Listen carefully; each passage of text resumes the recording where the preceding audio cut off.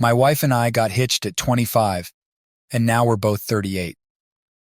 We met in college, tied the knot, and life has been mostly great since then.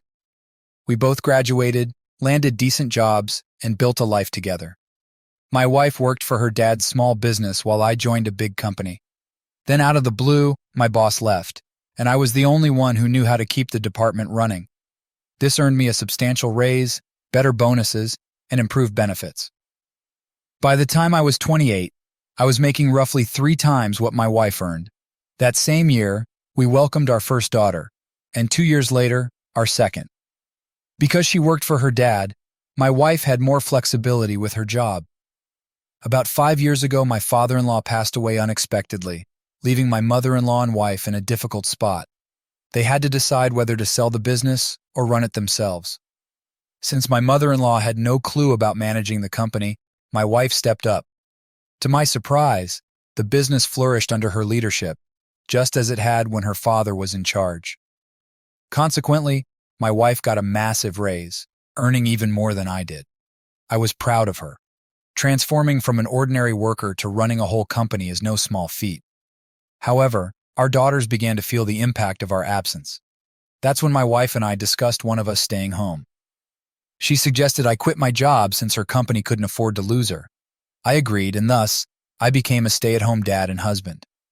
Now I handle everything at home, taking care of the girls, cooking, cleaning, fixing things, running errands. You name it, I do it. When my wife returns from work, I make sure to pamper her and cater to her needs. Everything was going smoothly until about a year ago when my wife's attitude started to shift. She began making hurtful comments like, "Do you even do anything?" or "Why don't you get a real job?" It stung. I work my butt off every day to ensure she comes home to a stress-free environment. I did have a real job, but I gave it up to take care of our girls, our home, and her. My wife used to crave closeness, but lately, she stopped initiating it, and whenever I asked, she was never in the mood. It was odd and confusing. I figured she must be really stressed with all the pandemic stuff and other things going on, so I tried to be understanding and make her happy. But no matter what I did, nothing seemed to work. Last weekend, we went to my oldest daughter's softball game. I wanted to record a video for my parents, who live in another state and don't get to see their granddaughters often. I forgot my phone, so I asked my wife if I could use hers. She'd been on her phone all day, so I thought it would be a good chance for her to take a break from it. She handed me her phone and went to get a drink and a snack. While recording my daughter, a message popped up on some app, and I decided to check it out. What I saw was unbelievable. There was this guy at my wife's workplace who's 8 years younger than me, and they had been texting, sending explicit videos and pictures back and forth. They were talking about how close they are and discussing me in not-so-nice terms. He called me a wimp who can't take care of my woman, and my wife was agreeing with him. I was shocked and devastated. When I heard my wife coming back, I quickly closed the app and resumed recording the video. On the way home, and even when we got back, my wife tried to talk to me, but honestly, I wasn't in the mood to chat. Eventually, we lay in bed, and for the first time in a while, she tried to initiate intimacy. I told her I wasn't in the mood, and she snapped, "If you're going to be all moody about everything, fine, go sleep on the couch." So I got up and have been sleeping in the guest bedroom ever since. I'm so lost right now.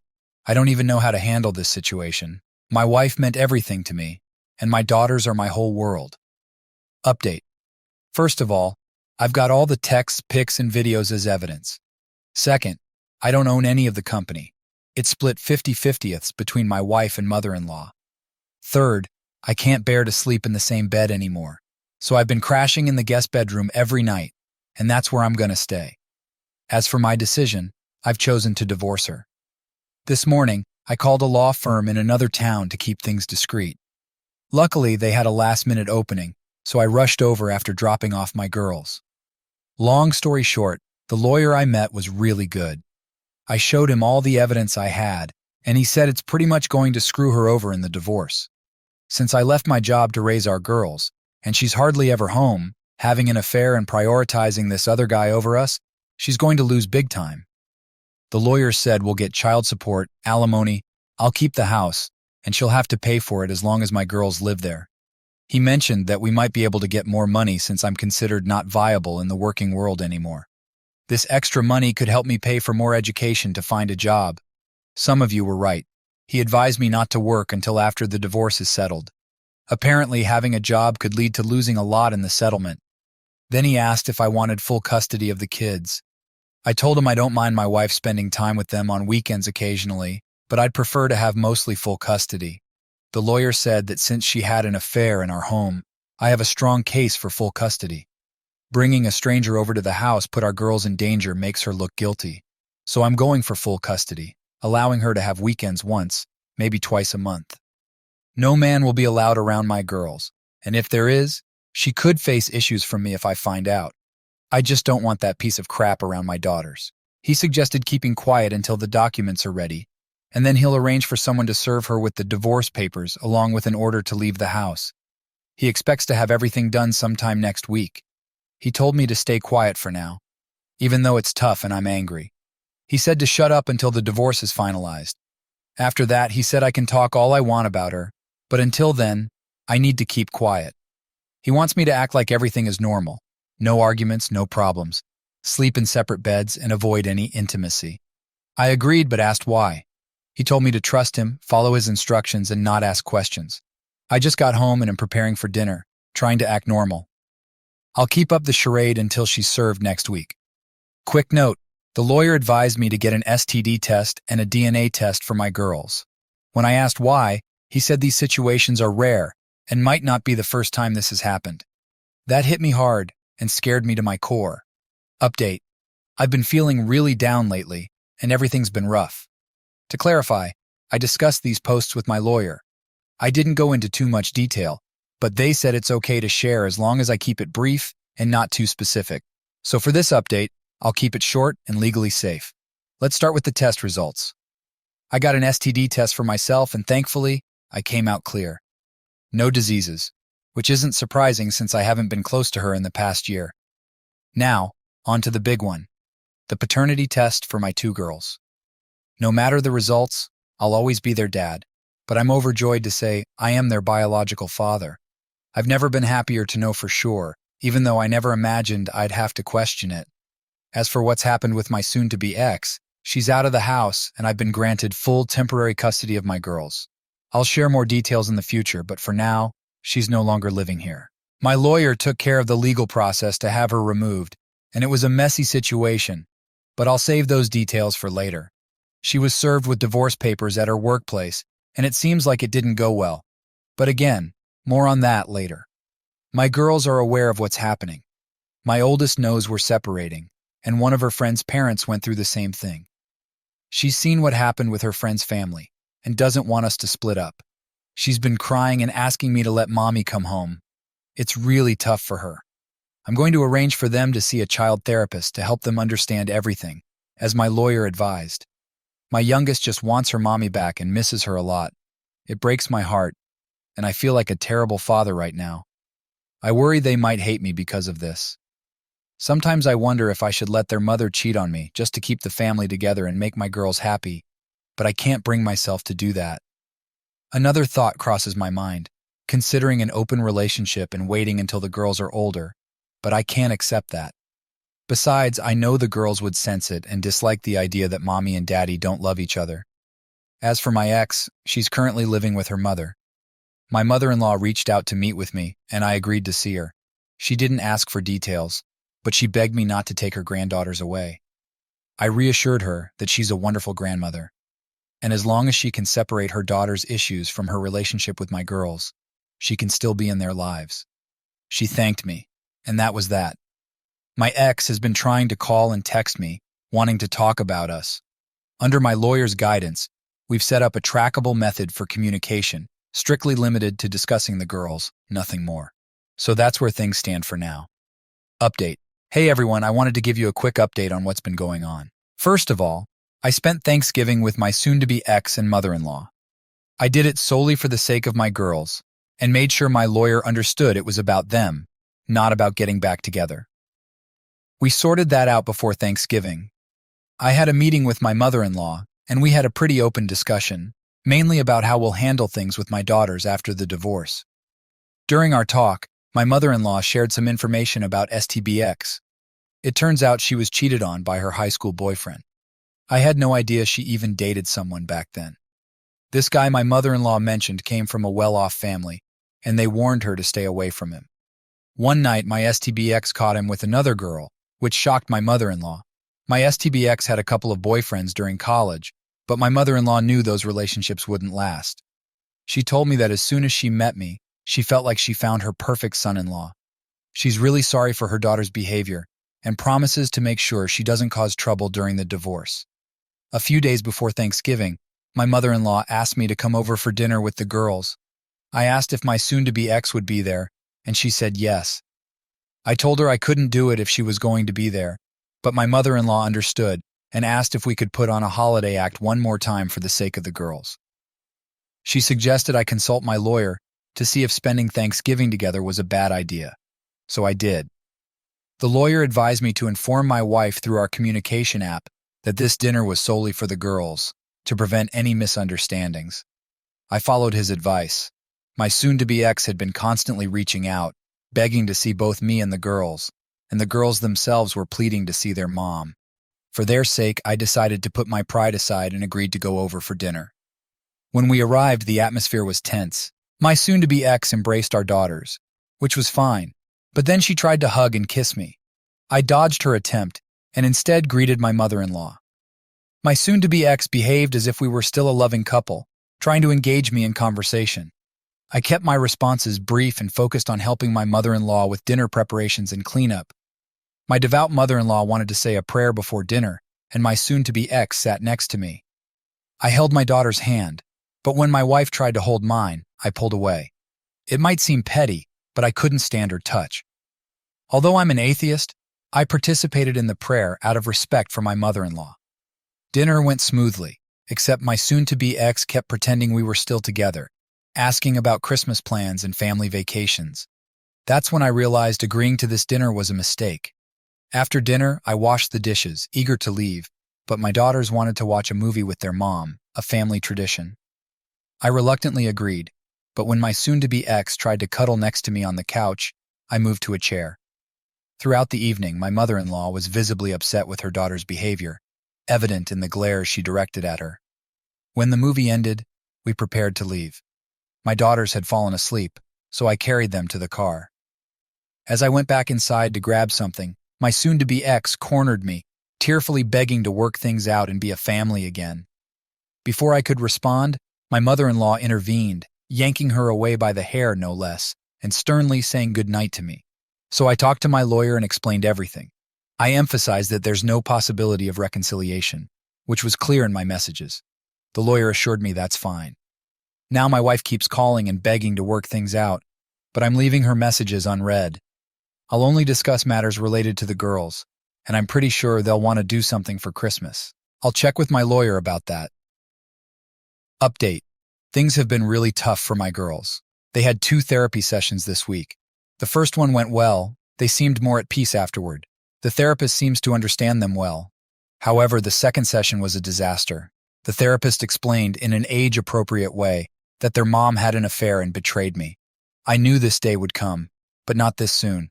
When I picked up my girls, they burst into tears and clung to me, saying they love me. It's heartwarming, but this wasn't how I wanted them to find out about the separation. I asked the therapist why she told them, and she explained that the girls were aware of the separation and noticed my coldness towards their mother. She said kids aren't dumb, they can sense their parents' behavior. They wanted to know why we were separating, and the therapist believed honesty was crucial for their progress. I won't go into all the details of what she said, but it was appropriate for their age. They now know their mother was unfaithful in a way they can comprehend. My oldest might handle it better, but my youngest is struggling. When we got home, my girls wouldn't let go of me, crying the whole night. I ordered food, put on their favorite movies, and we stayed in my bedroom. They eventually fell asleep, and I went to the bathroom and broke down. My soon-to-be ex doesn't even realize the pain she's caused our girls. I'm at a loss. The therapist suggested medication to help them adjust, but I refused. I don't want to drug them. The therapist understood and said it was just an option, but we'd need to consult their primary doctor for that. I'd rather help my daughters cope with their emotions healthily. As for Christmas, I won't have to worry because my daughters now despise their mother. I was taken aback when my oldest said she never wants to see her mom again. Even my youngest, who usually follows her sister's lead, seems to agree. I tried to tell them that, despite their anger, they shouldn't hate her because she loves and cares about them. My oldest insisted she doesn't, and they both cried in my arms until they fell asleep. Update. It might sound like a bad movie sequel, but the girls are doing better. They're still seeing the same therapist and are gradually coming to terms with everything. They no longer hate their mother, but have told me they don't want to see her for a long time. Those are their words, not mine. We'll see how that unfolds. I informed my wife that the girls know about her affair and she tried calling them. They answered but have maintained their boundaries. I think she's finally realizing the gravity of her actions. Regarding the other guy involved, I already knew he was a jerk. But he's worse than I thought. Someone asked if there was another person in the affair, so I looked through some of my wife's work documents and found a list of employees' contact numbers. I called his number, which turned out to be his wife's. It turns out he's married with a toddler, which I didn't know. When I told his wife about the affair, she didn't believe me and hung up, but later she called back and wanted to meet. We met, and I showed her all the evidence. She asked if we could talk in my car, and as soon as we got in, she broke down crying and asking how he could do this to her. I reassured her she did nothing wrong and gave her my lawyer's contact information. She then asked how long the affair had been going on, and I told her it had been about a year, maybe a bit longer. That's when her sadness turned into sheer rage. Curious, I asked why she was so furious. She revealed the truth behind her wig. She had battled cancer after their child was born. While she was in the hospital, they discovered a tumor. Over the past year and a half, she had undergone 2 surgeries, chemotherapy, and was on medication. Despite all that, she looked great, which surprised me. She said she had beaten the disease and was doing better, but she and her husband hadn't been intimate for about 2 years. During her pregnancy and cancer treatment, intimacy was impossible. She got very sick while pregnant, and the disease took a significant toll on her. As she started to feel better, she struggled with her self-image due to weight gain from the meds, hair loss, and not feeling as attractive as before. She wanted to surprise her husband with intimacy now that she felt ready, but discovering his affair shattered that plan. She cried about her child growing up in a broken home, and I tried to comfort her.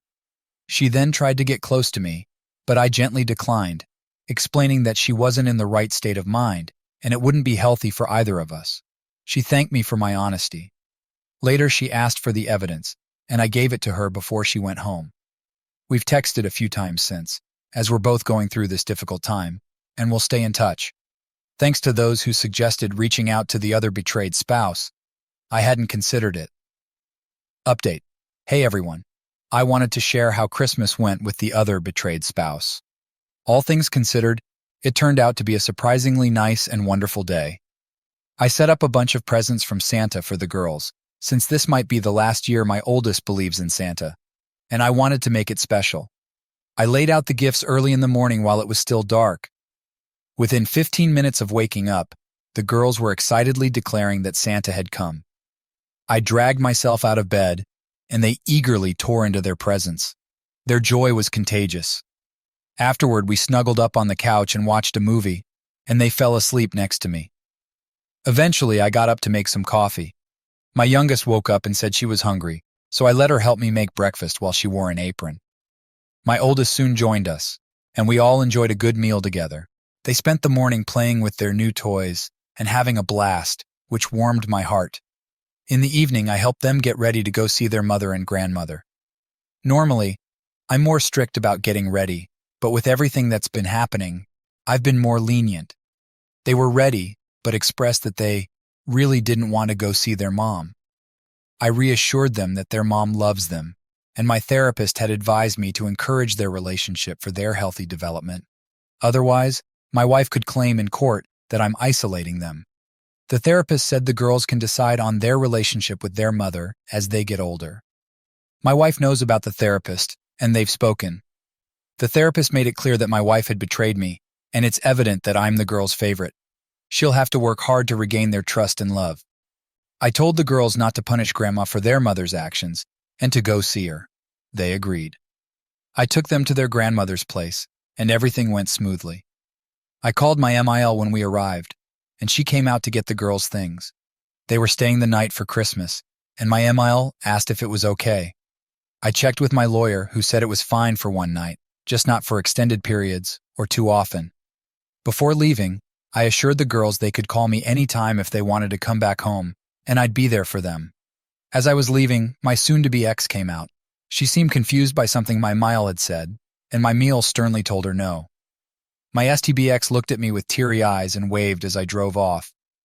I had left food in the oven on warm for the other betrayed spouse, who eventually showed up. She arrived without her toddler. When I asked where they were, she explained that her in-laws wanted to spend Christmas with them, and the toddler's father also wanted to see them. She had worked out a similar arrangement with her lawyers, so it was fine. She was dressed nicely in a pretty dress, leggings, fluffy boots, and a stylish wig. We had dinner together and shared stories about our pasts, getting to know each other better. After dinner, we settled on the couch to watch a movie and continued chatting. Eventually, I decided to open a bottle of wine. I don't drink much, but I enjoy a particular wine on Christmas. I asked if she could have some, and after ensuring she was comfortable with it, I poured her a glass. Our conversation transitioned from our past to our interests, and finally to our current struggles, which led to some tears. As we drank more, we started joking and laughing.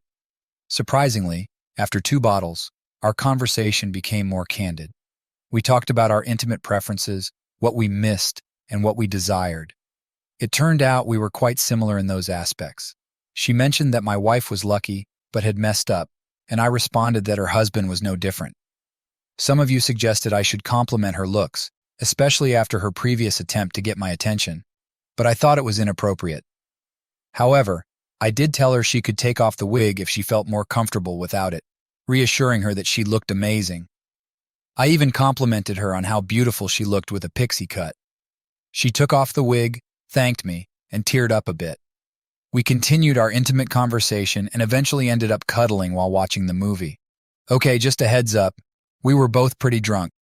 Back when my wife and I used to cuddle, my STBX liked it when I gently rubbed her chest, not grabbing or pinching, just a soft massage. I did it out of habit, and when she said it felt good, I got startled and immediately stopped, apologizing for not realizing what I was doing. She told me it was fine and even asked if I could keep going since it helped her unwind. I asked her again to be sure, and she confirmed with a yes, so I continued. I have to admit, it started to turn me on and she picked up on that. She began to touch me as well, which made me apologize awkwardly. She asked if I wanted her to stop, but I told her only if she wanted to. She chose to keep going.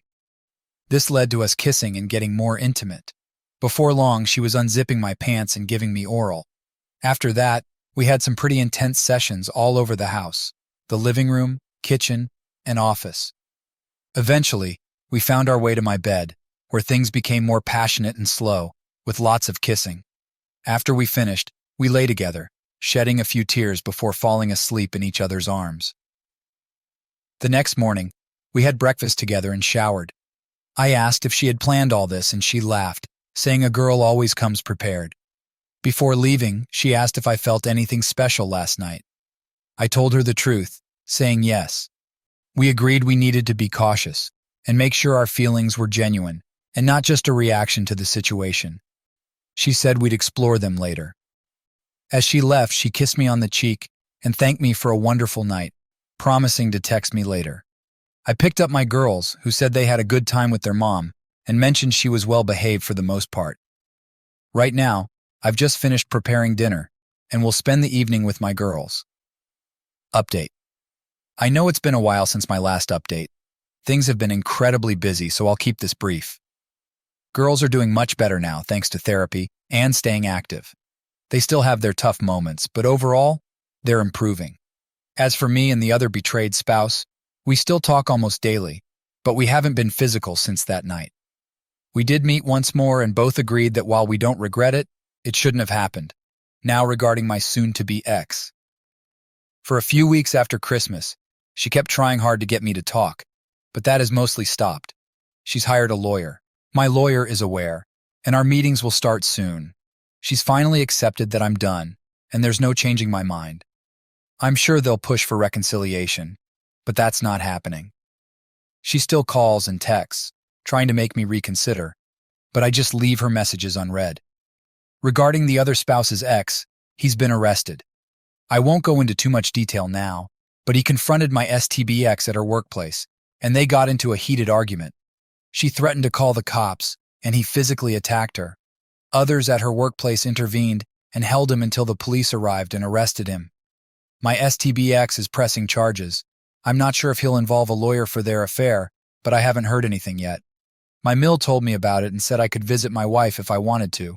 Apparently he gave her a black eye and busted her lip, but my mill thinks it's karma.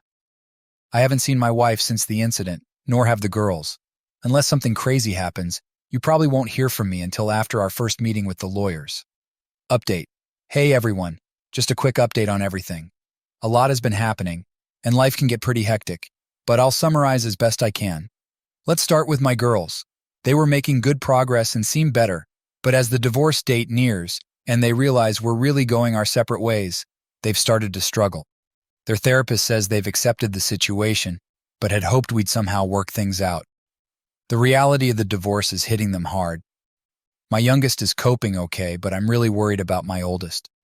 She's been feeling really down, and it's concerning. I'm following the therapist's advice and doing everything I can, but the therapist suggests medication, and I'm hesitant. It might get to a point where medication is the only option for her. She's usually healthy, but I've noticed some of her clothes don't fit well, and I think she's eating less. Her doctor and I have talked about adding nutrients to her food to help her gain weight. I hope we can figure this out soon, because it's starting to worry me a lot. I feel like I'm failing as a father because I never wanted my daughter to go through this. If you're religious, I'd appreciate your prayers for my daughters. On another note, other betrayed spouse and I are still in contact daily. We're getting along great, and things are becoming easier, but she has some bad news. It's not about her health or her child, thank goodness. Instead, my STBX's ex has skipped town. I'm not shocked at all by this, considering he vanished right after getting bailed out for assaulting my soon-to-be ex-wife. It turns out she was the last person to have contact with him. My gut feeling was spot on. She had plans to press charges against him, but he threatened to sue her instead, claiming she coerced him into the affair. In the end, she backed down, and he decided not to sue. He disappeared, and no one knows where he went. His parents say they have no clue, but I don't buy it, though I can't prove otherwise. Now, regarding our meeting with the lawyers, it was surprisingly free of drama. My attorney laid out my demands, especially pushing for full custody after the incident with the affair partner. Her lawyer, however, seemed to ignore all that and kept insisting we reconcile for the children's sake. My lawyer laughed it off, making it clear that reconciliation was off the table, reminding him of all the issues in her actions. He still pushed for reconciliation, but my lawyer simply said, "See you in court."